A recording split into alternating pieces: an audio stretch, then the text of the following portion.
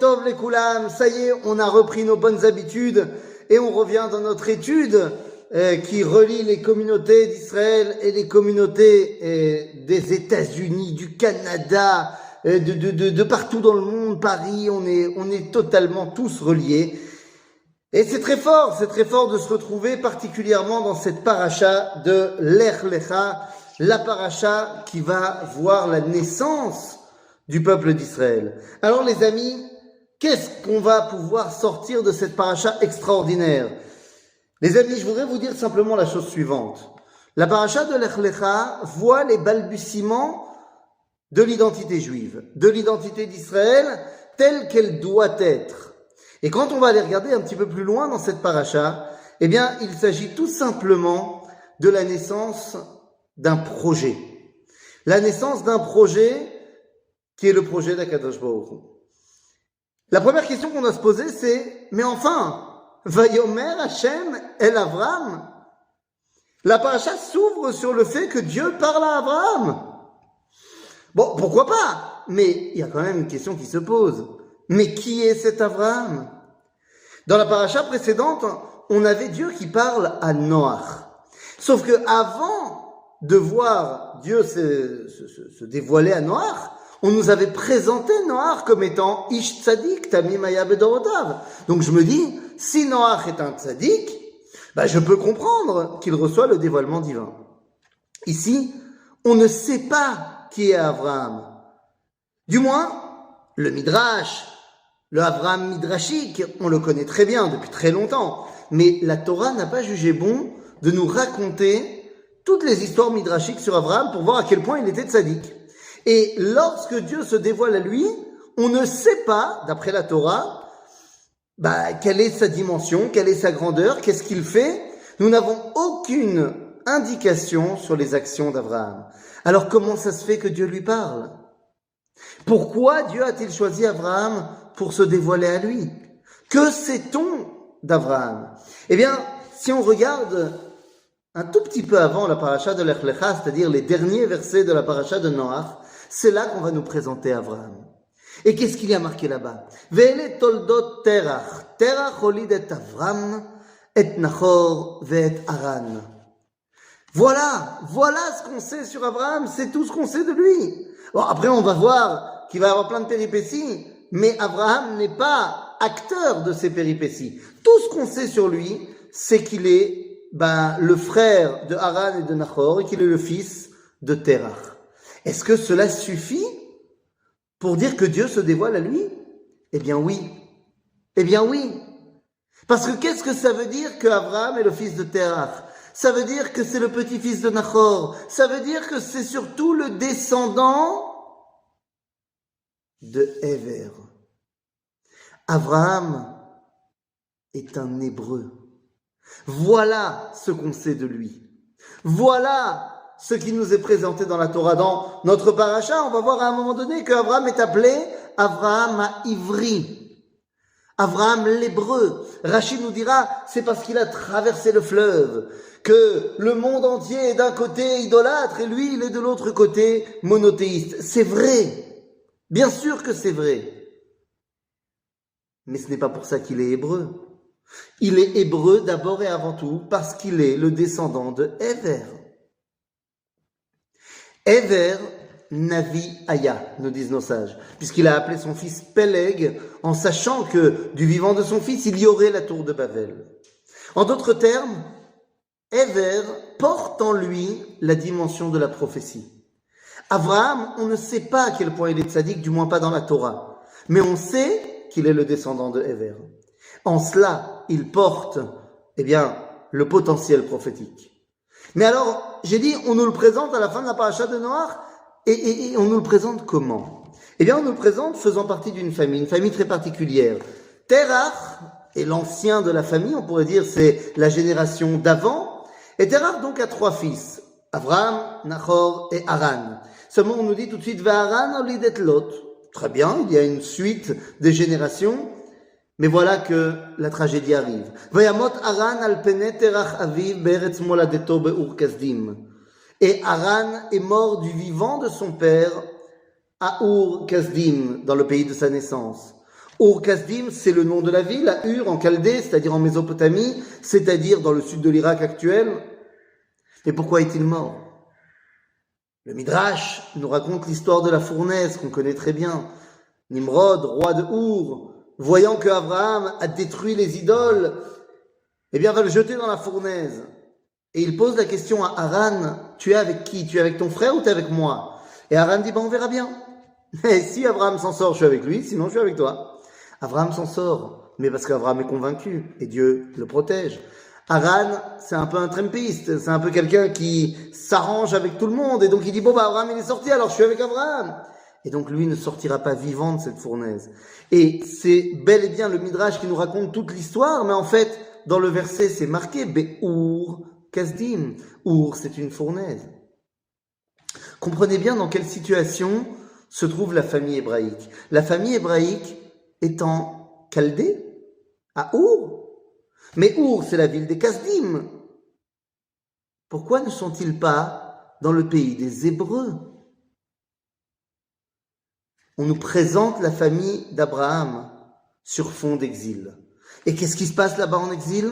Les persécutions, l'antisémitisme. Je tiens à vous rappeler avant qu'on continue que Maaseh Avot, évidemment Siman Labanim, que particulièrement les histoires des patriarches et des matriarches sont des repères pour nous. Ils sont les bases de notre identité. Maaseh Avot, Siman Labanim, bien évidemment. Et donc, on voit ici que le début de l'histoire hébraïque commence sur fond d'exil et de sortie d'exil. Alors voilà, la tragédie est arrivée. L'antisémitisme, si je puis dire presque la Shoah, a décimé Haran, qui représentait un tiers de la famille hébraïque. Évidemment, toute ressemblance avec un cas qui s'est passé il y a plus de 70 ans serait pas du tout fortuite et pas du tout involontaire. Maaseh Avot Siman Labanim. Et alors, qu'est-ce qui se passe après? Eh bien, une fois que Haran a été tué, la première chose à faire, eh bien, c'est d'assurer la pérennité de la famille. Donc, tout de suite, Terach Vaikach Avram Venachor Lahem Nashim. Terach va marier ses deux fils restants. Shemesh et Avram Sarai et Shemesh et Nachor Milka. Bat Haran Avi Milka Vavi Iska. Sarai et Milka sont les filles de Haran. Ce sont, si on peut dire, les rescapés de l'antisémitisme, ainsi que Lot. On a marié les rescapés avec le reste de la famille, et que faire maintenant? Eh bien, on va quand même pas rester à Ur Kasdim. Et à ce moment-là, Vaikar Terach et Avram beno, et Lot ben Haran ben beno, et Sarai kalato, et Avram beno, vaitzeu itam, l'alev me Ur Kasdim, l'alechet arza Kenaan. Ils décident de partir de Ur Kasdim, parce que l'antisémitisme est trop puissant là-bas. On ne peut plus vivre en Pologne, à Ur Kasdim. Le lapsus n'était un tout petit peu volontaire. Et donc à ce moment-là, où est-ce qu'on va? Eh bien, Terach, le chef de la famille, décide de partir Be'eretz Kenaan, en terre d'Israël. Mais pourquoi il va là-bas? Eh bien, je vous le donne en mille.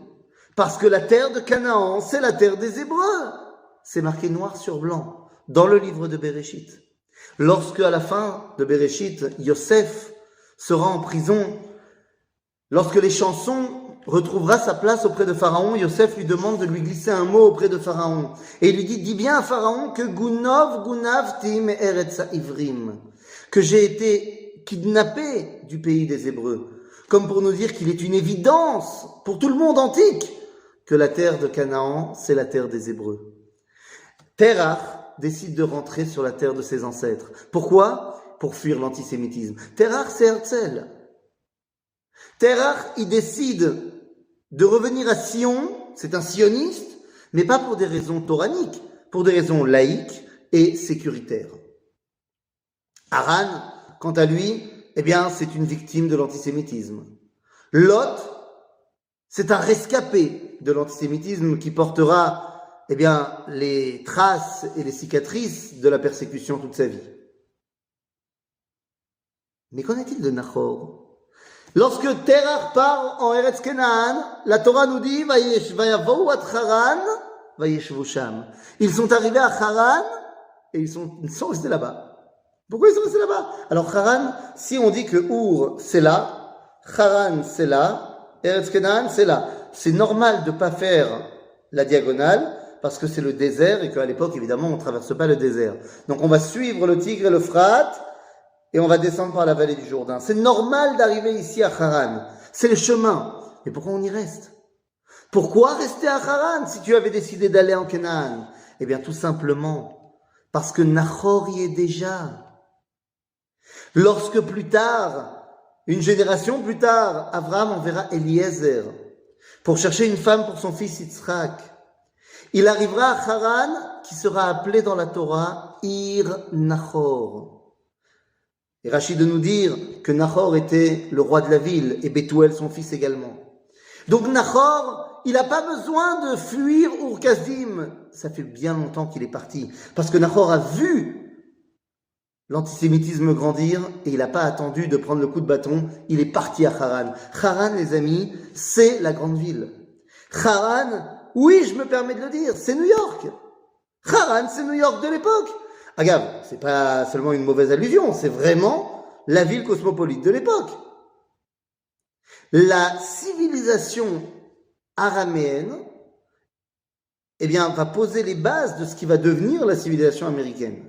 C'est-à-dire que c'est une civilisation cosmopolite et une civilisation qui tend à étendre l'impérialisme culturel à tous les autres peuples.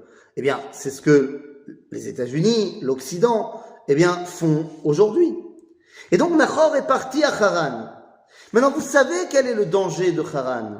C'est pas à vous que je vais l'apprendre. C'est pas à des gens qui habitent New York que je vais l'apprendre. À New York, ce n'est pas du tout le même danger qu'à Ur-Kasdim. À Ur-Kasdim, le danger, c'est les Cosaques. C'est l'antisémitisme. Mais pas à Haran. À Haran, les gens sont des libéraux. Pas libéraux dans le sens réforme, mais ce sont des gens avec une mentalité libérale, dans le sens chacun peut vivre sa culture. Oui, à condition d'être devenu araméen. Le danger de Haran, c'est l'assimilation. Et oui, et la Torah va bien nous l'expliquer, puisque Nahor, qui choisit l'option araméenne, son fils s'appellera déjà Bethuel à Arami. Alors que Bethuel, en fait, c'est un hébreu. Il fait partie de la famille hébraïque. Mais non, il est déjà un araméen. Son petit-fils, on n'en parle même pas, Lavan à Arami. Et donc, il y a ici un autre danger. Nahor a choisi l'option cosmopolite. Et malheureusement, on connaît les dégâts du cosmopolitisme aujourd'hui. Et Abraham dans tout ça? Qu'est-ce qui se passe avec Abraham? Eh bien, sur ce fond-là, vous comprenez que l'identité hébraïque, elle est basée, donc, dès ses balbutiements, d'un sioniste laïque, d'une victime de l'antisémitisme, des rescapés de l'antisémitisme et d'un juif cosmopolite. Et à ce moment-là, Akadosh Baruch Hu appelle celui qui porte les derniers espoirs de la dimension prophétique, Abraham. Abraham deviendra donc un sioniste qui reviendra à Sion, mais un sioniste qui entendra l'appel divin. On appellera ça aujourd'hui un sioniste religieux, mais vous avez compris. Vayomer Hashem el Abraham, mais attendez 2 petites secondes. Il fait quoi Abraham à Haran? Parce que combien de temps on reste à Haran avant que Dieu n'appelle Abraham?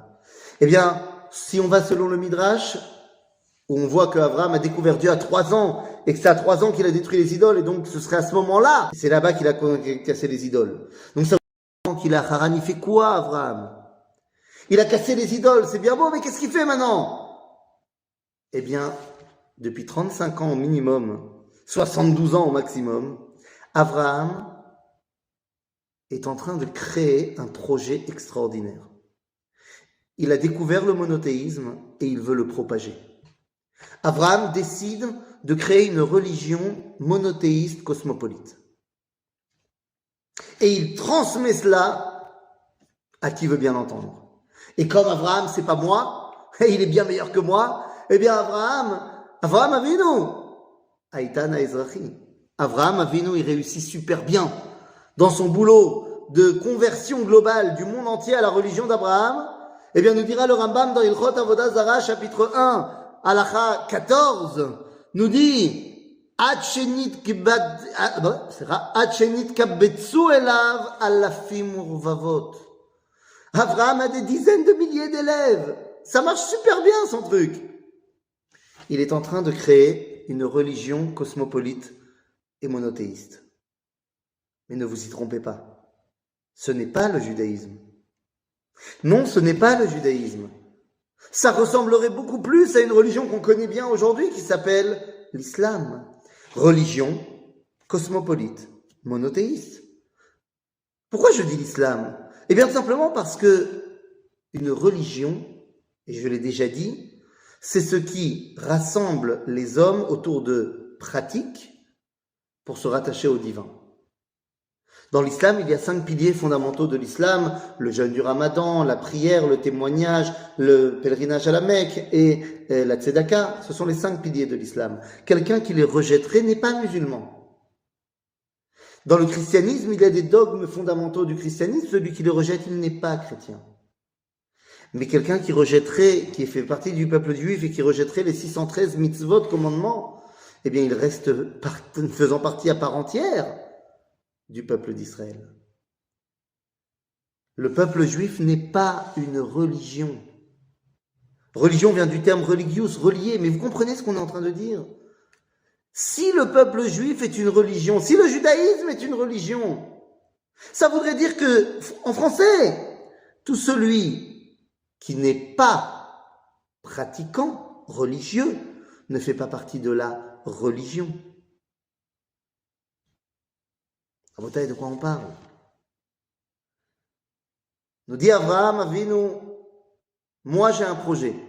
Et ça fait 35 ans que je réussis mon projet. Et c'est là que Kadosh Baruch Hu se dévoile à lui et lui dit, oui, mais il est très bien ton projet, mais c'est pas le mien. Vayomer Hashem el Avram, lech lecha. Pars tout seul. Lech lecha. Ata, tout seul. Vazma, ve'esra legoy gadol. Et je ferai de toi un grand peuple. Et puisque un grand peuple, il va falloir que tu ailles à la Haaretz Asher Areka. Car un peuple, il a une terre.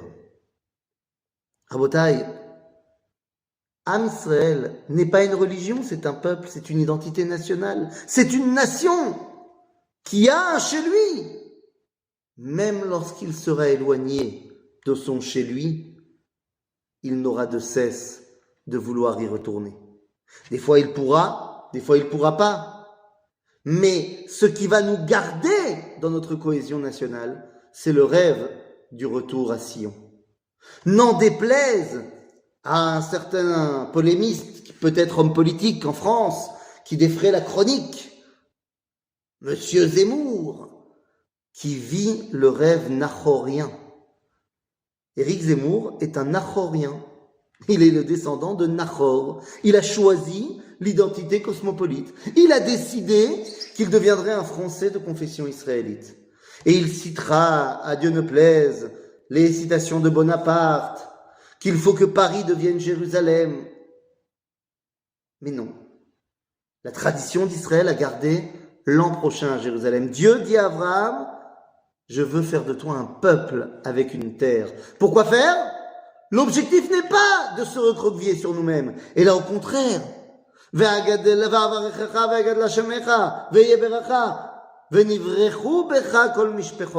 but de ce peuple est de devenir une lumière pour toutes les nations. Pas pour les convertir au judaïsme, mais pour leur rappeler qui elles sont en tant que nation et les rattacher à Kadosh Baruch Hu. Voilà tout un projet. C'est le projet d'Akadosh Baruch Hu. Est-ce que Abraham est d'accord? Ben pas au début. Et donc, la paracha continue en disant Vayelech Abraham ka'asher diber elav Hashem, c'est-à-dire tout seul. Dieu lui a dit d'y aller tout seul. Et là, on nous dit que Abraham a été de la façon dont Dieu lui a demandé. Donc, a priori, tout seul. Seulement, tout d'un coup, on nous dit Abraham ben 5 shanim ve-70 shana b'tzeto mi-Haran. Il a 75 ans, c'est très bien. Et là, Vayikach Abraham et Sarah ishto, ve'et Lot ben achiv, ve'et kol rechusham asher achashu, ve'et hanefesh asher asu b'Haran. Abraham, on nous dit qu'il a fait ce que Dieu lui a demandé, et puis d'un autre coup, on lui dit On nous dit il a pris tout le monde, y compris tous ses élèves. Mais c'est pas ce que Dieu avait demandé. De là, nos sages vont nous expliquer que Abraham est parti 2 fois. Il est parti d'abord une première fois tout seul, comme Dieu lui a dit, et il a dit, non, je suis pas d'accord. J'ai pas envie de renoncer à mon projet de religion cosmopolite monothéiste. Et donc il revient et il vient chercher tous ses élèves. Ok, Noazma. Eh bien finalement, Zéou, tout le monde arrive en Eretz Kenaan. Vazma. ויעבור אברהם בארץ עד מקום שכם, עד אלון מורה, והכנעני אז בארץ. Lorsque Abraham s'installe, Dieu se révèle à lui. Vayera Hashem el Avraham vayomer. Tu as amené tous tes élèves, mais t'as pas compris ce que je t'ai dit? Les aracha eten et haaretz azot. Cette terre, je la donnerai non pas à tes élèves, je la donnerai à ta descendance. Les aracha eten et haaretz azot. Waouh! Alors que faire maintenant? Le projet divin a l'air bien clair. Ouais, il a l'air bien clair. Mais est-ce que Abraham l'accepte? Est-ce que Abraham l'a intégré? Eh bien, pas tout de suite. Vaïssa Abraham alors venasoa negba. La paracha continue et nous dit qu'Abraham décide de partir au sud. C'est où au sud? Il est à Bethel, entre Bethel et Haï, dans le terrain de Binyamin. Et il décide de partir au sud. Alors Rachid nous dira qu'il passe par Jérusalem, mais il ne s'arrêtera pas à Jérusalem à ce moment-là. Et il arrive en Égypte. Pourquoi veut-il arriver en Égypte? Il a converti Babylone à son monothéisme. On a dit des dizaines de milliers d'élèves qui venaient de Mésopotamie, là-bas. Maintenant qu'il a converti la première superpuissance du monde, le bloc de l'Est, eh bien il veut convertir la deuxième superpuissance du monde, le bloc de l'Ouest, l'Égypte. Babylone, Haran, est une société qui mettait la lune comme étant le dieu principal, alors que l'Égypte est une société qui met le soleil comme dieu principal. Maaseh Avot, encore une fois, Siman Labadim, on est en train de nous expliquer que Abraham essaye de s'implanter dans les civilisations lunaires comme solaires. Nous connaissons ça très bien aujourd'hui, puisqu'il y a 2 grands pôles de civilisation qui se revendiquent d'Abraham. L'une, l'islam, qui met la lune comme étant point de référence dans le calendrier, dans leur drapeau, et l'autre, le christianisme, qui met le soleil comme étant point de référence.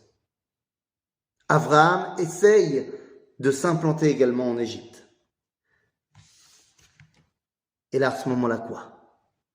Une fois que on a été en Égypte, ça a marché? Du point de vue d'Abraham, oui. Alors oui, il y a eu tous les péripéties avec Sarah, bien sûr. Bien sûr que Pharaon a voulu s'emparer de Sarah. Vous savez pourquoi? Mais parce que Pharaon, il voit ce qui est en train d'arriver. Il voit la Kedusha d'Israël qui est en train d'arriver. Et à ce moment-là, il veut s'emparer de la matrice d'Israël, bien évidemment. Dieu ne va pas laisser faire. Mais du point de vue d'Abraham, est-ce qu'il a réussi? Eh bien oui.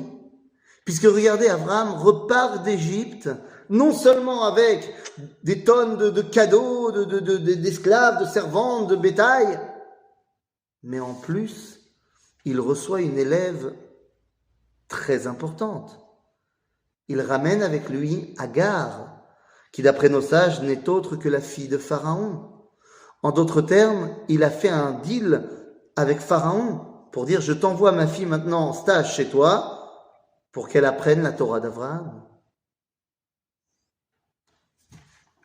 Ouah. Et là, à ce moment-là, on revient en Eretz Israël et on nous dit la chose suivante. « Vegam le Lot aolech et Abraham » On l'avait oublié celui-là. Lot, c'est aussi un hébreu, mais il est loté, ba'arafel.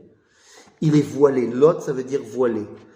Est-ce qu'il va suivre Abraham? Est-ce qu'il ne va pas suivre Abraham?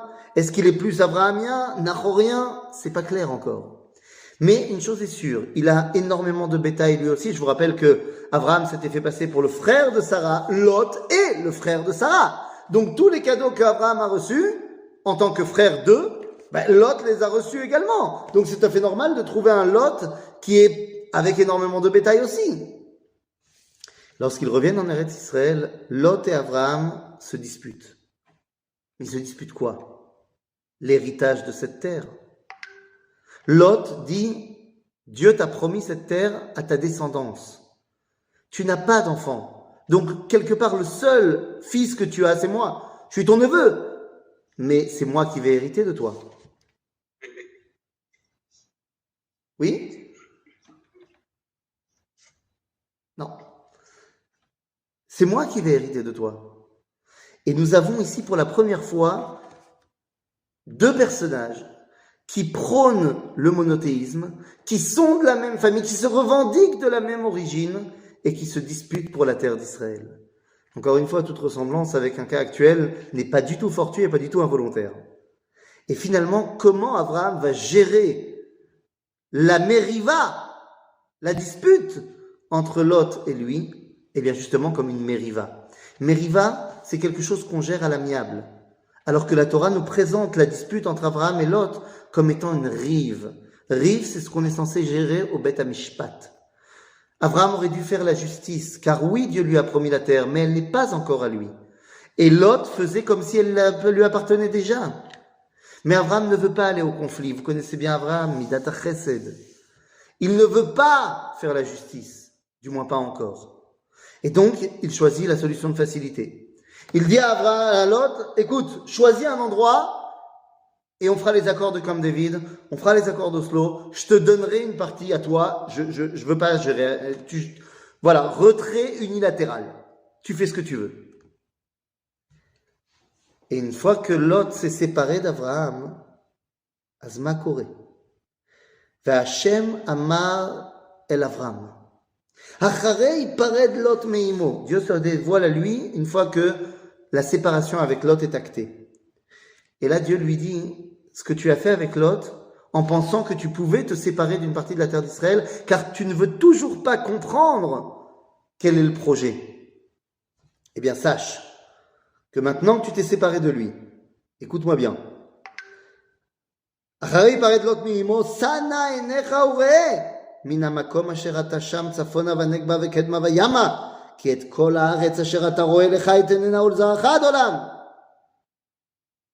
Tu as vu toute la terre là? C'est à toi et à ta descendance que je vais la donner.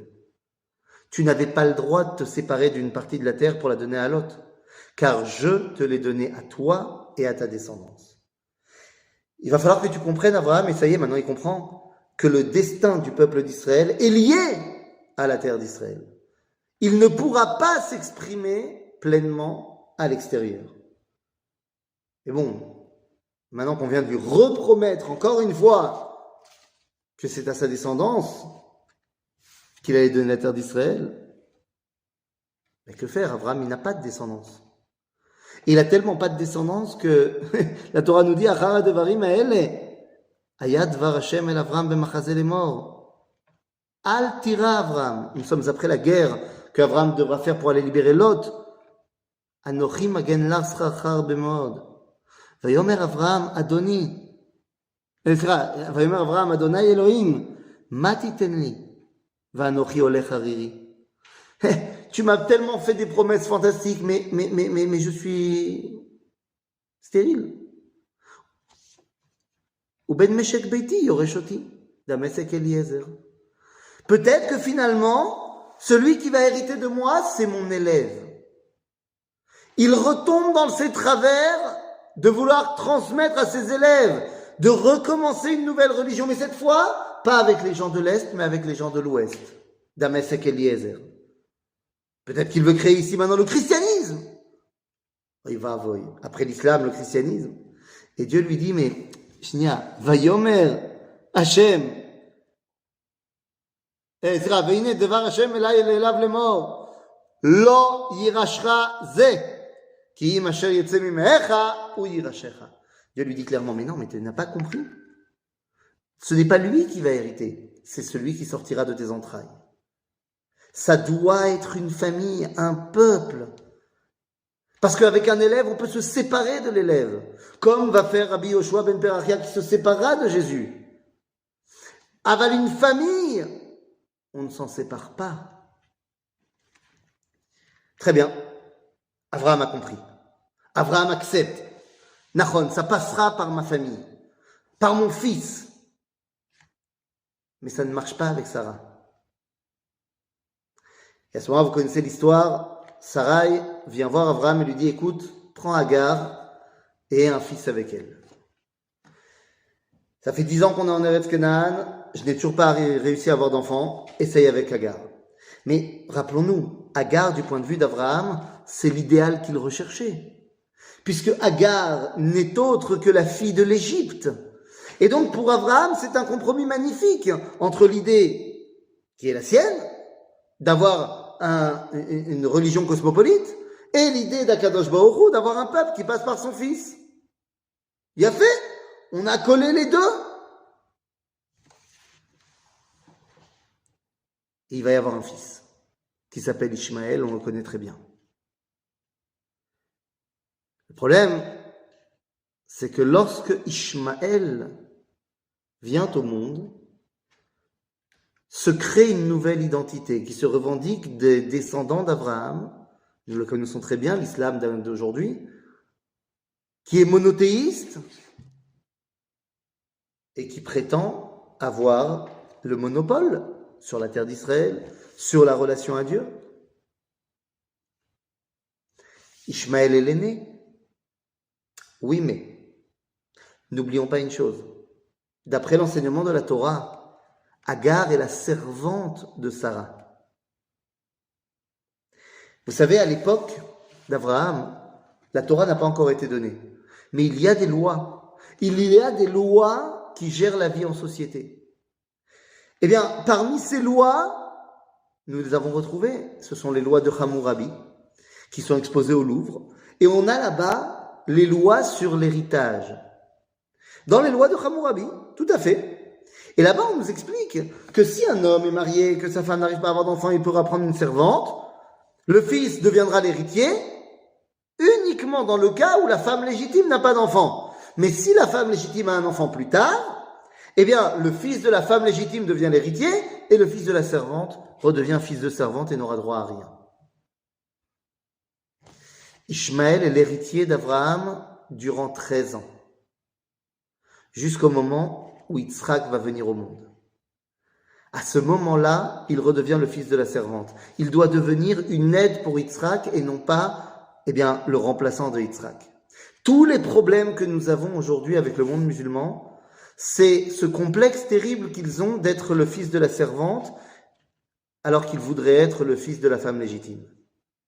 En d'autres termes, lorsque l'islam prétend être l'héritier d'Abraham, il ne comprend pas que son rôle n'est pas d'être annihilé. Le rôle d'Ishmaël est de venir aider Yitzhak à dévoiler le nom de Dieu dans le monde. C'est peut-être le grand défi de notre génération. Mais dans tous les cas, Abraham maintenant a un fils. Ça y est. Mais une fois qu'il a un fils et qu'il pense que ça y est, ça sera lui, Makara. Kadosh Baruch Hu se révèle à lui et lui dit, mais c'est bien, tu as avancé dans l'idée, tu as compris que ça allait passer par ton fils, mais quel fils? Il faut que ça passe pas par l'Égypte, il faut que ça passe par l'identité hébraïque. Vayomer Elohim el Avraham, car oui, il vient de lui changer son nom. Mais il dit Sarai ishtecha. Lo tikra et shema Sarai. Ki Sarah shma. Vous comprenez ce qui est en train de se passer? Abraham n'a pas d'enfant avec Sarah.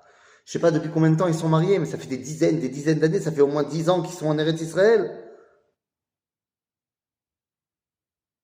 Et Dieu révèle à Abraham un secret incroyable. Elle dit, mais c'est normal qu'elle n'ait pas eu d'enfant. Parce que t'arrêtes pas de l'appeler Sarai. Abraham s'appelle Avram.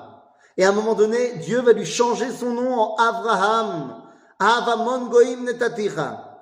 C'est-à-dire que le changement de nom d'Abraham, c'est pour lui permettre de réaliser son projet universel. Non pas cosmopolite, mais universel. D'être un peuple qui doit rayonner sur les autres peuples, tout en gardant sa spécificité, tout en leur laissant leur spécificité. Mais Dieu dit à Abraham, mais pour ce qui est de Sarah, elle s'appelle Sarah. Arrête de l'appeler Sarai. Sarai, ça veut dire à Sarah Sheli. En d'autres termes, Abraham limite Sarah à lui-même. Il ne comprend pas qu'il a un rôle universel à jouer avec elle. Et donc Dieu dit à Abraham, mais tant que tu l'appelles Sarai, c'est pas possible. C'est pas possible. Alors maintenant, Sarah va redevenir Sarah. Ça y est. Et maintenant qu'elle redevient Sarah, Azma Koré. Et bien maintenant qu'elle redevient Sarah, il manque une dernière chose. Une dernière chose pour amener à l'avènement de l'identité hébraïque qui continue. Pour amener à la naissance de Yitzhak. Lorsque enfin Sarah est devenue Sarah, on peut réaliser avec Abraham le projet final. Brit Amila. Brit Amila. Brit Amila, c'est quoi? C'est l'alliance de faire partie de cette famille abrahamique qui va hériter de la terre d'Israël et qui va pouvoir, grâce à cela, eh bien, tout simplement mettre en pratique le projet divin. Une fois que Sarah est Sarah, que Abraham est Abraham, que Dieu a clairement dit que l'héritier ne serait pas Ishmaël, mais serait Yitzhak, et que Abraham l'a accepté, alors on peut lui donner l'ordre de Brit Amila. Yitzhak n'est pas encore né. Mais l'ordre de Brit Amila permet de cristalliser la relation entre Akadosh Baruch Hu et la famille d'Abraham et Sarah. Bene Brit. La bracha que nous disons à chaque Brit Mila, c'est l'achniso bebrito shel Abraham Avinu. Et c'est quoi cette bracha de nous faire rentrer dans l'alliance d'Abraham Avinu? On parle de l'alliance que Dieu fait avec nous pour nous donner une terre, un peuple où on va pouvoir s'exprimer. Car c'est de cela qu'il s'agit. Est-ce que Am Israël est capable de s'exprimer ou pas? Pendant près de 2000 ans, on n'a pas été capable de s'exprimer. Ben oui, on n'avait pas le choix. On était complètement recroquevillés sur nous-mêmes. On était complètement enfermés dans les 4 coudées de la halakha, du Beth Midrash, pour survivre à l'exil. Dans la Brit Ben Abetarim, dans la première alliance que Dieu va faire avec Abraham, il le sort de sa tente et lui dit de regarder le ciel, et il lui dit compte les étoiles et regarde si tu peux les compter, ainsi sera ta descendance. Et on a tendance à penser que c'est de là qu'on a la promesse d'être comme les étoiles du ciel. Mais ce n'est pas le cas. La promesse où Dieu va nous dire qu'on va être comparé aux étoiles du ciel, c'est ce qu'il fera à Yaakov. À Abraham, il lui dit, dehors, vas-y, va dehors, et regarde, est-ce que tu peux compter les étoiles du ciel? Mais on a oublié que ça se passe pendant la journée. Nous dit le Kli Yakar, ça se passe pendant la journée, donc Abraham, il ne voit pas les étoiles. Alors il voit quoi? Il voit le soleil. Et Dieu lui dit, Ko yezaracha, ainsi sera ta descendance. Soleil. Oui, quand on est en exil, Yaakov part en exil, Dieu lui dit, maintenant vous allez être des étoiles. Bien fait. C'est-à-dire que même pendant l'exil, on va continuer à scintiller. On va continuer à avoir une petite lumière. C'est ce qui nous permet de survivre à l'exil. Mais lorsqu'on revient à la maison, on redevient soleil. Et on est capable d'éclairer de notre lumière. Abraham Avinu, pour mettre en pratique son projet, le projet d'Akadosh Baruch Hu, va devoir faire face aux nations du monde, tant sur un point de vue politique, dans la guerre contre les 4 rois babyloniens, que sur un point de vue idéologique, face à Pharaon, face à Avimelech. Abraham Avinu va devoir tout simplement se réaliser comme étant l'envoyé d'Akadosh Baruch Hu. Pour cela, il devra faire ce qu'on appelle Ichud Amidot. C'était peut-être un des plus grands enseignements de Manitou, du Rav Ashkenazi, l'union des valeurs. Ainsi, Abraham est censé réaliser cette dimension de Tzedaka ou Mishpat. Le but d'Abraham est de relier Midat HaChesed et Midat HaDin. Il est complètement Chesed. Son fils est complètement Din. Abraham doit accepter cela pour pouvoir réunir Midat HaChesed et Midat HaDin. Leman yitzaved banav et beto acharav la'asot tzedaka ou mishpat. L'unité des valeurs, c'est le projet de dévoilement divin version Avraham Avinu. Cette unité des valeurs, eh bien, c'est ce que nous essayons de prôner aujourd'hui. Aujourd'hui, l'Am Israël, le peuple juif, est sorti d'exil. Toutes les communautés du monde qui sont encore en dehors d'Israël, elles aussi sont sorties d'exil. L'exil n'est pas seulement une dimension géographique, c'est une dimension nationale. Est-ce que le peuple juif n'a pas d'indépendance ou est-ce que le peuple juif a une indépendance et il y a des juifs qui ne sont pas encore en Israël? Aujourd'hui, Am Israël est indépendant et il y a des juifs qui ne sont pas encore là, mais ils sont rattachés à cette indépendance. Tous les juifs du monde aujourd'hui participent au dévoilement divin. Parce que tous les juifs du monde aujourd'hui sont considérés par les nations comme étant des représentants du peuple d'Israël. Lorsque l'État d'Israël a été créé, en un instant, le juif de Paris, le juif de New York, est devenu de facto un représentant de l'État d'Israël. Or, les antisémites nous le font bien remarquer. Car la notion de peuple, rattaché à une identité, rattaché à une terre, peut continuer à survivre même à l'extérieur, si on est rattaché, ne serait-ce que par le fait qu'on va se tourner vers là-bas pour prier, ne serait-ce que par le fait qu'on va rappeler cette terre d'Israël dans toute notre filote. Avraham Avinu est celui qui nous montre le chemin.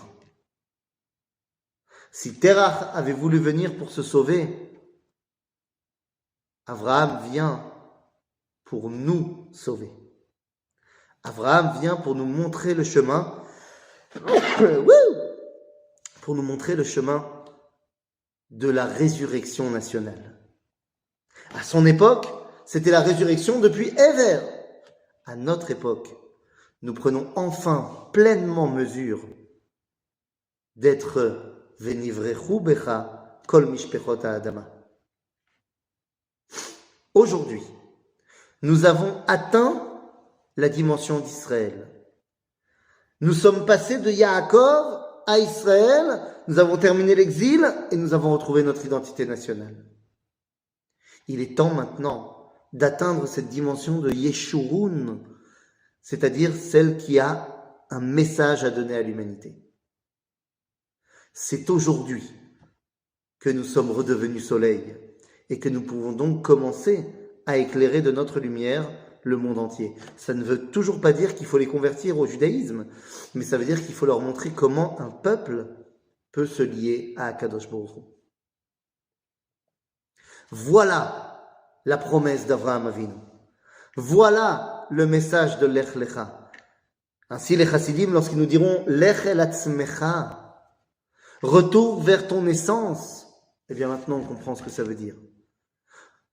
Retourne vers ton essence, comme ça tu pourras transmettre cette volonté au monde entier. Et je terminerai en disant ce que nous disent nos sages, lorsque nous dit Venivrechu becha kol mishpechot ha'adama, et en toi seront greffées toutes les familles de la terre. Nous disent nos sages dans les Yalkut Shimoni, Amar HaKadosh Baruch Hu l'Avraham, shte berichot tovot yesh li le'avrich becha. Vehem Ruth Moavia ve Naama Ammonite. Il y a deux nations qui doivent se greffer à toi d'une façon et d'une autre. C'est Ruth et Naama. Ruth deviendra l'arrière-grand-mère de David. Naama deviendra la femme de Shlomo. C'est de ces bérichot-là que va naître la lignée messianique qui va pouvoir avoir cette résonance dans toute l'humanité. C'est notre devoir aujourd'hui de porter haut et fort ce message. Qu'on soit à Jérusalem, qu'on soit à New York, qu'on soit à Paris, prendre conscience que notre réalité aujourd'hui est de redevenir soleil, de redevenir quelqu'un qui a un message et qui peut le faire entendre aux oreilles de l'humanité. Chazak u'baruch ve Shabbat Shalom. Shabbat Shalom Vorach.